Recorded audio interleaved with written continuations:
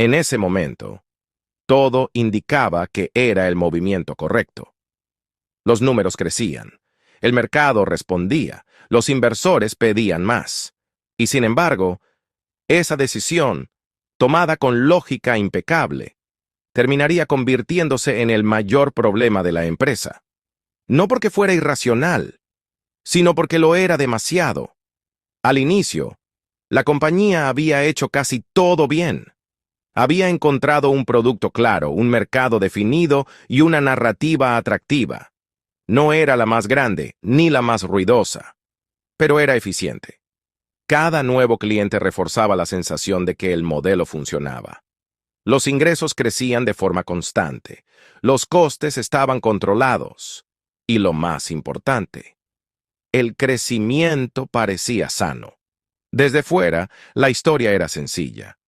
Una empresa que había encontrado su sitio y ahora debía escalar. Ese fue el consenso interno. Ese fue el mensaje a los inversores. Ese fue el plan. Expandirse, no de forma caótica, no de forma impulsiva, sino con método. Más mercado, más presencia, más velocidad. Porque si algo parecía evidente en ese momento, era que quedarse quietos era el verdadero riesgo. El contexto también empujaba. La competencia empezaba a reaccionar. Nuevos actores aparecían con propuestas similares, y el miedo no era fracasar, sino llegar tarde. Dentro de la empresa la decisión se discutió. No fue un impulso ciego.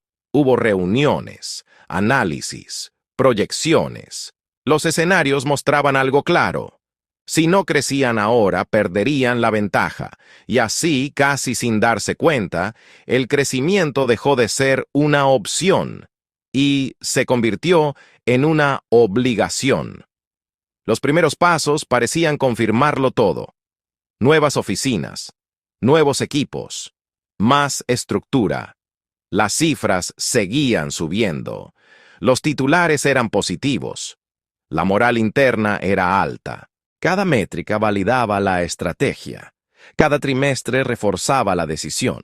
Pero había algo que no aparecía en los informes, algo que no se medía con gráficos, algo que nadie quería señalar.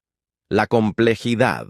Lo que antes era un sistema simple, empezó a llenarse de capas. Más departamentos, más procesos, más decisiones intermedias. Nada grave en apariencia. Era el precio natural de crecer. Pero mientras el negocio se expandía, algo empezó a cambiar. La velocidad interna disminuyó. Las decisiones tardaban más. Los errores pequeños se acumulaban. No era un colapso. Era un desgaste silencioso. Algunos empleados lo notaron primero. Otros lo atribuyeron al dolor del crecimiento.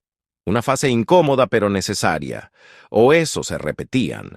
Los líderes seguían confiando en el plan, porque los datos aún los respaldaban. Y aquí estaba el verdadero problema. Los indicadores financieros seguían siendo positivos, pero ya no reflejaban la realidad operativa. El crecimiento había pasado de ser una consecuencia del producto a convertirse en el objetivo en sí mismo. Ese fue el punto de inflexión, aunque nadie lo llamó así en ese momento. La empresa no crecía porque el sistema lo soportara. Crecía porque había decidido que debía hacerlo. Cuando el error empezó a ser visible, ya no era sencillo corregirlo. Reducir ritmo implicaba costes. Cerrar mercados dañaba la narrativa. Replegarse parecía una señal de debilidad. La decisión original había sido lógica. El contexto la justificaba. Los datos la apoyaban. Y precisamente por eso, fue tan difícil ver el problema a tiempo. No fue una mala decisión. Fue una decisión correcta, tomada sin entender su verdadero límite. Porque crecer no siempre significa avanzar. A veces solo significa alejarse del punto donde todo funcionaba. Y esa lección no pertenece a una sola empresa, ni a un sector concreto, ni a un momento histórico.